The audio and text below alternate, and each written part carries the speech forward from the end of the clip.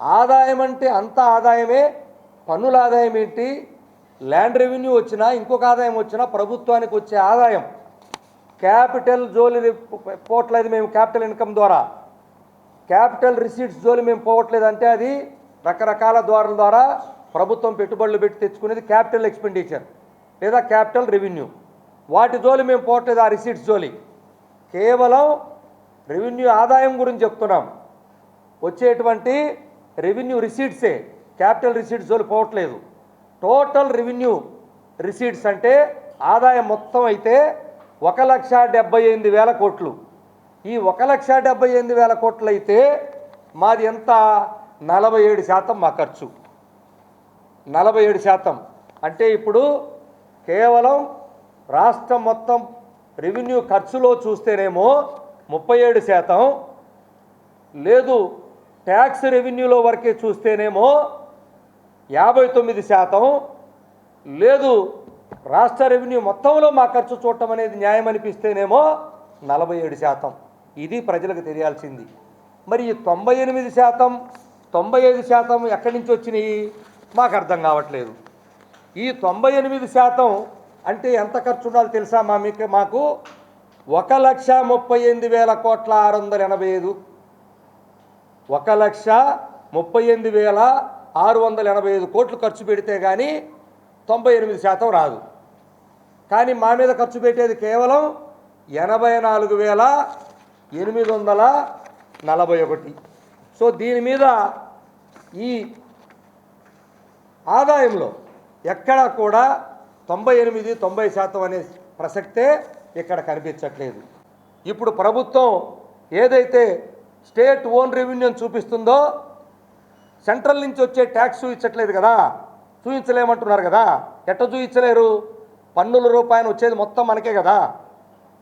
అది కూడా ఎంత ఇస్తారో కూడా చాలా స్పష్టంగా చెప్పారు కదా. కేంద్రం నుంచి వచ్చేటువంటి లెక్కలు కూడా అన్ని క్లియర్గా ఎంత వస్తుంది. స్టేట్ షేరు 40,587 కోట్లు వస్తుంది. దాంట్లో మేము కట్టే జీతం కూడా ఉంది పన్నుల రూపంలో. మరి ఇటువంటి మేము దాచుకున్న డబ్బులను ఒకసారి జీతాల్లో పేమెంట్గా చూపిస్తున్నారు ఇచ్చేసినట్టు. ఇచ్చిన డబ్బుని కన్సాలిడేట్ ఫండ్ నుంచి మాకు జీతాలు ఇస్తే మేము ఆ డబ్బుని పబ్లిక్ అకౌంట్లో దాచిపెడతారు. మా డబ్బుని అవి కూడా గతంలో గందరగోళమైనటువంటి పరిస్థితి.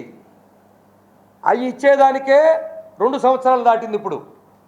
సో మేము దాచుకునే మళ్ళీ రెండోసారి ఇచ్చినట్టు లెక్కలు ఇవి. ఇక ఉద్యోగుల విషయానికి వద్దాం.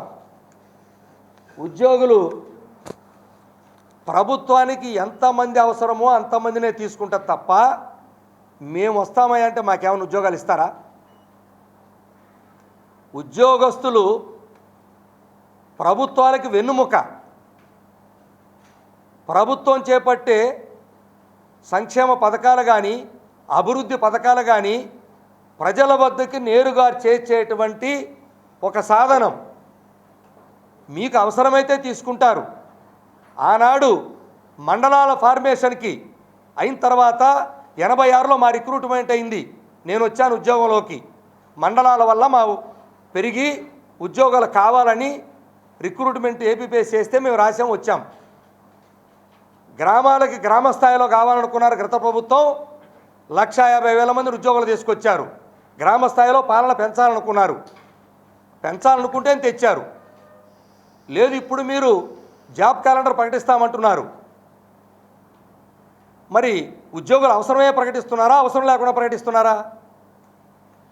కాబట్టి ఉద్యోగులు ఏదో అధికమైపోయినట్టు, వాళ్ళ ఖర్చులు అధికమైపోయినట్టు ఈ విధంగా ప్రజల్లో చూపిస్తే తప్పుడు సంకేతాలు వెళ్తాయా లేదా? ప్రభుత్వానికి అవసరమైతేనే ఇప్పుడు జాబ్ క్యాలెండర్ ఇస్తున్నారా? నిన్న డిఎస్సి దానికే చేశారా? మరి ఉద్యోగులకు రేపు జీతాలు ఉండవా? మరి దీనికి ఏమని చెప్తారు రేపు? మరి ఎలా ఖర్చు తగ్గిస్తారు? ఉద్యోగులు రిటైర్ అయిపోతున్నారు. ప్రతి సంవత్సరం వేల సంఖ్యలో రిటైర్ అయిపోతున్నారు. కాబట్టి ఉద్యోగి తను కావాలనుకుంటే ఉద్యోగం ఏమి ఇవ్వరు. ప్రభుత్వం అవసరం అనుకొని 10 మంది అవసరం ఉన్న చోట ఒక్కరిద్దరినే నియమిస్తుంది ప్రభుత్వం. మిగిలినటువంటి వాళ్ళని సగం మందిని అవుట్సోర్సింగ్తో వాళ్ళ శ్రమ దోపిడీ చేస్తూ ఉద్యోగాలకు తీసుకొస్తా ఉన్నారు. వాళ్ళకి పాపం ఎలాంటి బెనిఫిట్స్ లేవు, ఒక్క రూపాయి కూడా పెంచింది లేదు. వాళ్ళకి ఎలాంటి అదర్ బెనిఫిట్స్ కానీ, హెచ్ఆర్ పాలసీ కానీ, జీతాలు పెంచడం కానీ, మీ మేనిఫెస్టోలో పెట్టినట్టు సంక్షేమ పథకాలు అమలు చేయటం కానీ ఏమీ లేవు. ఇటువంటి నేపథ్యంలో ప్రతి ఉద్యోగి, సీనియర్ ఉద్యోగి ప్రతి సంవత్సరం 9 మాసాల జీతాలు తీసుకుంటారు. 2-3 నెలలు సీనియారిటీని బట్టి ట్యాక్స్ రూపంలో మా జీతాలు ప్రతి నెల డిడక్ట్ అయిపోతాయి. ప్రతి నెల డిడక్ట్ అయిపోతాయి. అంటే 9 నెలల కన్నా ఎక్కువ జీతం తీసుకోం. 12 మాసాలకు కానీ 12 నెలలకు కానీ మేము తీసుకున్న జీతాలు టెన్షన్గా కట్ అయిపోతాయి మాకు. లేదు, మీరు మా మీద పెట్టేటువంటి జీతాలు ఇచ్చినవన్నీ, ఈ జీతాలు మళ్ళా ఈ రాష్ట్ర ప్రభుత్వానికే రొటేట్ అవుతుంటాయా లేవా? మేము రకరకాల రూపంలో మేము ఈ రాష్ట్రంలోనే ఖర్చు పెడతాం, వేరే రాష్ట్రాల్లో మేమేం ఖర్చు పెట్టాం. మా డబ్బులన్నీ నీళ్ళకో, పాలుకో, భోజనానికో, లేకపోతే ఇంటికో దేనికి పెట్టినా తిరిగి మన రాష్ట్ర ప్రభుత్వానికి చేరతాయి. అందుకని ఇటీవలగా మా చర్చలలో అయిన రోజున మరుసటి రోజు చూశాను, గౌరవ ఆర్థిక శాఖ మంత్రులు ఇచ్చారు. చాలా సంతోషం. ఏమని? ఉద్యోగులకు మేము ఇచ్చేటి ఏది పెంచినా అది పెట్టుబడిగానే భావిస్తామని.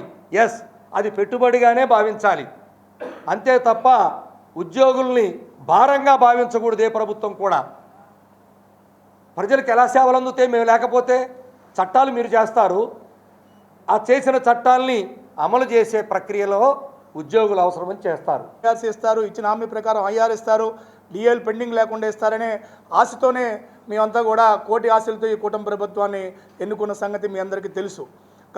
మాటికి గత ప్రభుత్వాన్ని సూచిస్తున్నారు మీరు. గత ప్రభుత్వం జీతాలు ఇవ్వలేకపోయింది, పెన్షన్లు ఇవ్వలేకపోయిందని. అంటే ఏ ప్రభుత్వం అయినా చేసిన మంచిని ఆదర్శంగా తీసుకుంటారా, చెడును ఆదర్శంగా తీసుకుంటారా? సీనియర్ ముఖ్యమంత్రి గారు గమనంలో తీసుకోవాలని మేము విజ్ఞప్తి చేయడం జరుగుతుంది. ఇవాళ గత ప్రభుత్వం ఉద్యోగులకు ఎక్కువ ఖర్చు పెట్టిందని తగ్గిస్తామంటున్నారు. ఏ విధంగా తగ్గిస్తున్నారో చెప్పాలి. మరి గత ప్రభుత్వం చేసినటువంటి చెడ్డ పనులను మీరు ప్రశ్నిస్తున్నప్పుడు గత ప్రభుత్వం చేసినటువంటి మంచి పనుల్లో కూడా కొన్ని మీరు తీసుకోవాల్సిన ఆవశ్యకత ఉందని చెప్పేసి ఒక సాధారణ ఉద్యోగిగా మేము కూడా మాట్లాడాల్సిన పరిస్థితి. గత ప్రభుత్వం గ్రామవార్డు సచివాలయంలో 1,50,000 మంది ఉద్యోగులను రిక్రూట్మెంట్ చేసింది. ఆర్టీసీ ఉద్యోగులు 60,000 మందిని ప్రభుత్వంలో విలీనం చేశారు. అలాగే హెల్త్ డిపార్ట్మెంట్లో వేల సంఖ్యలో ఉద్యోగులు నియమించారు. ఇదంతా కూడా బడుగు బలహీన వర్గాలకి ఉద్యోగ అవకాశాలు కల్పించింది కదా. మరి ఇవాళ మీరు వచ్చిన 20 లక్షల ఉద్యోగాలు ఇస్తామన్నారు, జాబ్ క్యాలెండర్ ప్రకటిస్తామన్నారు. కానీ ఇంతవరకు ప్రకటించింది ఇవాళ 13,000, 14,000 మాత్రమే మీరు ఇచ్చారు. మరి ఖర్చు ఏ విధంగా తగ్గించినట్టు? మీ ప్రభుత్వం, కూటమి ప్రభుత్వం వచ్చిన తర్వాత సుమారు 40,000 మంది వరకు రిటైర్ అయ్యారు. అంటే భవిష్యత్తులో కూడా ఉద్యోగులపై వస్తున్న ఖర్చును తగ్గిస్తాము అంటే భవిష్యత్తులో రెగ్యులర్ నియామకాలు చేపట్టమని చెప్తున్నారా? ఓన్లీ అవుట్సోర్సింగ్ ఉద్యోగులతోనే ఈ ఉద్యోగ వ్యవస్థను నడపాలనుకున్నారా? దయచేసి గౌరవ ముఖ్యమంత్రి గారు ఇవాళ మాట్లాడే మాటలకి ఉద్యోగుల్లో పదార్థాలు వస్తుంది. దయచేసి ఇవాళ ప్రభుత్వం తప్పుడు లెక్కలు చెప్పి, తప్పుడు లెక్కలంటే ఇవాళ వాస్తవాలను చెప్తే మేము బాధపడం. ఇవాళ ఉద్యోగులకి ఎంతెంత చెల్లించామంటున్నారు. చెల్లించిందే అడిషనల్గా చెల్లించట్లే, మాకు బకాయిలు రావాల్సిన మాత్రం చెల్లించారు. మరి ఈ ప్రభుత్వం వచ్చిన తర్వాత ఆ 5 డిఏలకు సంబంధించి ఎంత చెల్లించాలో మరి లెక్కలు చెప్పలేదు. మరి 12వ పిఆర్సీ సంబంధించి 3 సంవత్సరాలు అయిపోతుంది, దాన్ని ఎప్పుడు చేస్తాము, ఎలా చేస్తామని చెప్పలేదు. అలాగే ఐఆర్ ప్రకటిస్తామన్నారు వచ్చిన వెంటనే. మీరు ఇచ్చిన హామీ కదా, మేము అడగలేదు కదా, దానికి సంబంధించి చెప్పలేదు. ఇవాళ ఉద్యోగులు రావాల్సినటువంటి బకాయిలను కూడా మీ శ్వేతపత్రంలో చూపించుంటే చాలా ఆనందపడేవాళ్ళు.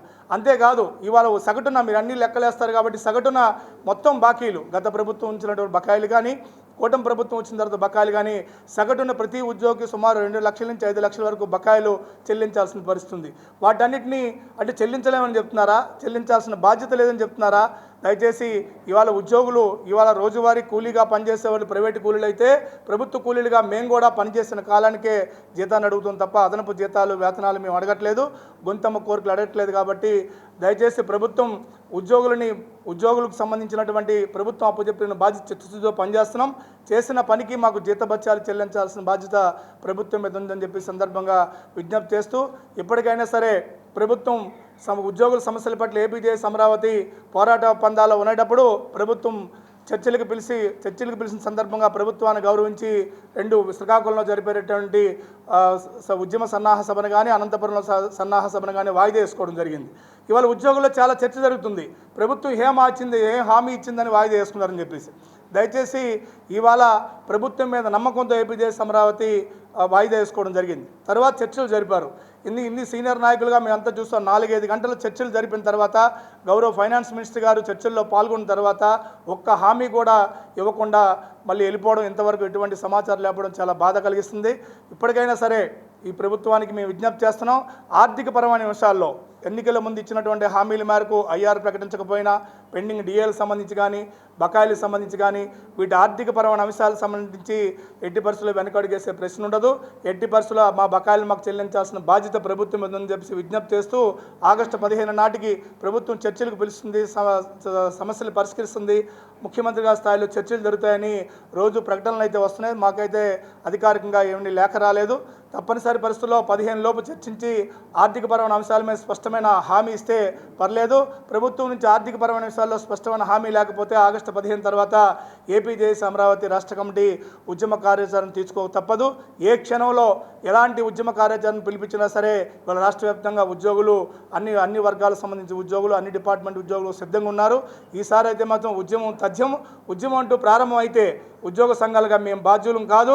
ఉద్యోగులు ఎదుర్కొంటున్న ఇబ్బందుల పట్ల ఉద్యోగుల పక్షాన మాట్లాడే నాయకులుగా చిత్తశుద్ధితో మా బాధ్యతగా మేము నిర్వహిస్తాం. కాబట్టి భవిష్యత్తులో ఉద్యమ కార్యాచరణ ప్రారంభించక ముందే ఆర్థికపరమైన విషయాలు పరిష్కరించాలని ప్రభుత్వానికి విజ్ఞప్తి చేస్తూ ఆర్థికపరమైన విషయాలు ఇంకా జాప్యం చేస్తే ఆగస్టు 15 తర్వాత ఏ క్షణంలోనైనా ఉద్యమం ప్రారంభించక తప్పదని చెప్పి సందర్భంగా ప్రభుత్వానికి మనవి చేయడం జరుగుతుంది.